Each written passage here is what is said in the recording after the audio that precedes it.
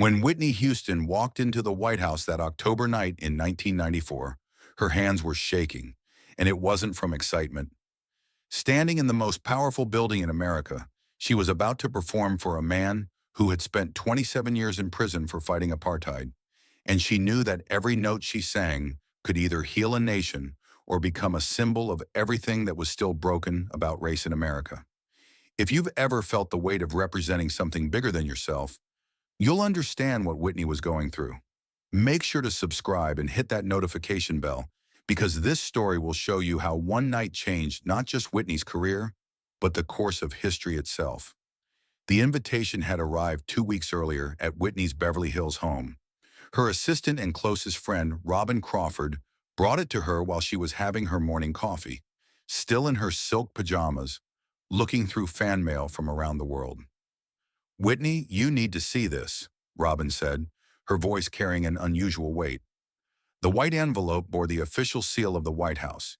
Inside, an elegant invitation requested the honor of Ms. Whitney Houston's presence at a state dinner, honoring newly elected South African President Nelson Mandela. But this wasn't just any invitation to attend. They wanted her to perform. Whitney read it twice, then set it down on her marble countertop and stared out the window at the perfectly manicured gardens of her estate. In that moment, she understood that this wasn't just about singing a few songs at a fancy dinner. "Robin, do you realize what this means?" Whitney asked, her voice barely above a whisper. "That the president wants you to sing for the most important civil rights leader of our time?" "No," Whitney replied, her voice trembling slightly. "It means I'm about to become the voice for every Black American who's ever dreamed of freedom. And what if I'm not good enough? What if my voice cracks? What if I embarrass not just myself, but my entire race?" The pressure was unlike anything Whitney had ever experienced. Sure, she'd performed at the Super Bowl, broken countless records, and conquered stages around the world. But this was different. This was about being worthy to stand in the same room as a man who had sacrificed everything for justice. But what Whitney didn't know was that this invitation would lead to the most dangerous and transformative decision of her entire career. That afternoon, Whitney called her mother, Sissy Houston, the gospel legend who had shaped her daughter's voice in the pews of New Hope Baptist Church in Newark, New Jersey. "Mama, the White House wants me to sing for Nelson Mandela," Whitney said as soon as Sissy picked up the phone. There was a long silence on the other end.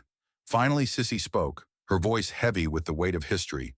"Baby, do you understand what that man represents? He's not just a politician. He's hope itself. He's proof that justice can prevail, even when it takes 27 years. Whitney felt tears welling up in her eyes. "That's exactly why I'm scared, Mama. What if I don't deserve to be in the same room as him?" Sissy's voice grew firm, the same tone she'd used when teaching young Whitney to sing with power and conviction in church. "Whitney Elizabeth Houston, you listen to me. God didn't give you that voice to hide it under a basket. You've got the voice of an angel, and sometimes angels are called to sing for prophets. You accept that invitation, and you sing like your life depends on it, because in many ways it does." But accepting the invitation was only the beginning of Whitney's journey. As word spread through the music industry that she would be performing at the White House for Mandela, something unexpected happened. The pressure began coming from every direction. Record executives worried about the political implications. Some critics questioned whether a pop star had any business performing for such a serious political figure. Others wondered if Whitney, despite her success, was really the right choice to represent African American musical excellence on such a historic stage. Clive Davis, Whitney's mentor and the head of Arista Records, called her 3 days before the event. "Whitney, I want you to know that whatever you sing tomorrow night, you're not just representing yourself or even our label. You're representing the dreams of every young Black girl who's ever been told she couldn't make it. You're representing the power of music to transcend barriers. You're representing hope itself." The weight of those words settled on Whitney's shoulders like a heavy coat. She'd always known her success meant something more than just selling records. But this felt different. This felt like destiny. The night before the White House performance, Whitney couldn't sleep. She sat in her hotel room in Washington, D.C., going over the songs she'd chosen to perform. She'd selected Greatest Love of All and I Will Always Love You, two songs that had defined her career and spoke to themes of self-worth and unconditional love. But as she rehearsed quietly in her room, she kept thinking about what this moment really meant. Here was a man who had spent nearly 3 decades in prison for believing that all people deserved to be treated equally. Here was someone who had emerged from that experience not with hatred, but with a message of reconciliation and hope. And here she was, a girl from Newark who had been blessed with an extraordinary voice, about to sing for him. But the most extraordinary part of this story was yet to come. The day of the state dinner, Whitney arrived at the White House 4 hours early for rehearsal. As she walked through the halls where presidents had made decisions that shaped the world, she felt the weight of history in every step. The East Room had been transformed into an elegant dining space, with round tables adorned with white linens and fresh flowers. A small stage had been set up at one end, with a piano and sound equipment that looked almost humble compared to the massive concert productions Whitney was used to. As she was doing her sound check, singing scales to warm up her voice, something incredible happened. She heard slow clapping from the back of the room. Turning around, she saw an elderly black man walking toward the stage, his movements deliberate and dignified. It was Nelson Mandela himself, having arrived early to meet the evening's performer. Whitney's breath caught in her throat. She was face to face with living history.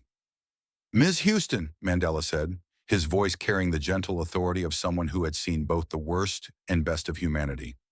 "I wanted to thank you for being here tonight. Music has always been the language of resistance, of hope, of dreams deferred but not forgotten. Your voice has brought joy to millions of people around the world, including many in my country, who listened to your songs during the darkest days of apartheid." Whitney felt tears forming in her eyes. She had never expected this level of grace and gratitude from someone who had sacrificed so much. "Mr. President," Whitney managed to say using his new title, "it's an honor beyond words to be here. Your courage, your sacrifice, everything you've endured for justice. I just hope my voice is worthy of this moment." Mandela smiled, and in that smile, Whitney saw decades of pain transformed into wisdom, hatred transformed into love. "My dear, the voice is never separate from the heart that guides it. And I can see your heart. You are exactly where you need to be." That brief conversation changed everything for Whitney. The nervousness she'd been carrying for weeks began to transform into something else. Purpose. She wasn't just a pop star performing at a fancy dinner anymore. She was part of something bigger, something historic, something that connected her Newark roots to the global struggle for human dignity. As the guests began arriving that evening, Whitney watched from a small room adjacent to the East Room. Presidents and prime ministers, Nobel Prize winners and civil rights leaders, all gathering to honor a man who had turned his own suffering into a blueprint for healing an entire nation. When Whitney saw the guest list, she realized she would be singing not just for Mandela, but for an audience that included some of the most powerful and influential people in the world. But just as Whitney was beginning to feel confident about the evening, something happened that made her question everything. About an hour before dinner was scheduled to begin, Robin Crawford rushed into Whitney's prep room, her face pale with concern. "Whitney, we need to talk. There's been some controversy about your performance tonight." Whitney felt her stomach drop. "What kind of controversy?" "Some people are saying that having a pop star perform for Mandela trivializes the seriousness of the occasion. They're questioning whether someone who sings love songs and dance tracks should be representing African American culture at such an important diplomatic event." The words hit Whitney like a physical blow. Here she was, hours away from what could be the most important performance of her life, and people were questioning her right to be there. "Robin, what if they're right? What if I'm not the right person for this? What if my music is too commercial, too pop, too removed from the struggle that Mandela represents?" But Robin, who had been by Whitney's side through every triumph and challenge of her career, looked her friend straight in the eyes. "Whitney Houston, you listen to me? Your music has brought hope to people around the world. Your voice has been the soundtrack to millions of people's dreams. You earned your place on that stage not because of politics or publicity, but because your gift has touched hearts and changed lives." With less than an hour before her performance, Whitney made a decision that would define not just this evening, but the rest of her career. Instead of changing her song selection to something more explicitly political or socially conscious, She decided to trust in the power of her original choices.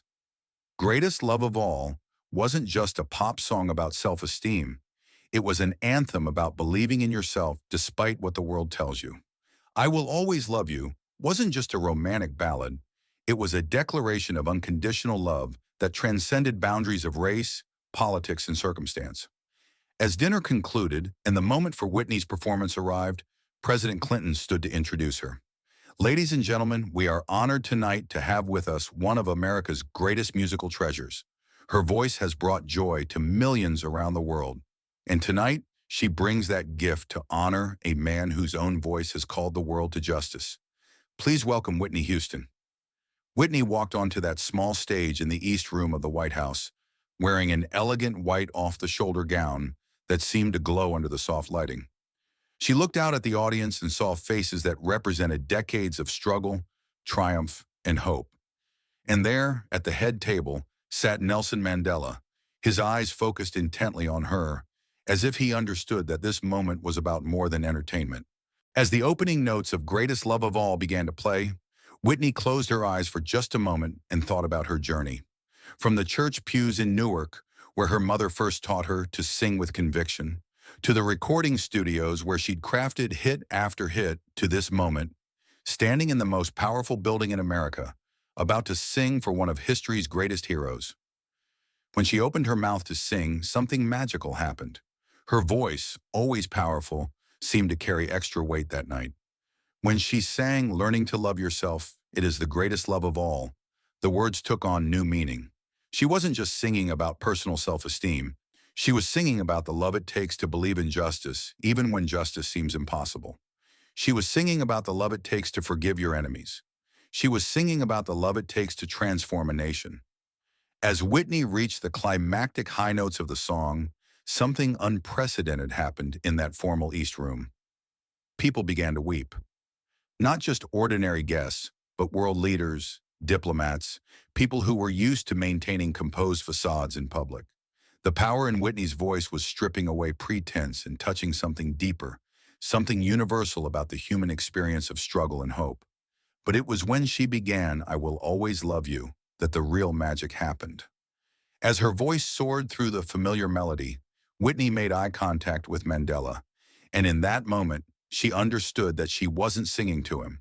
She was singing with him.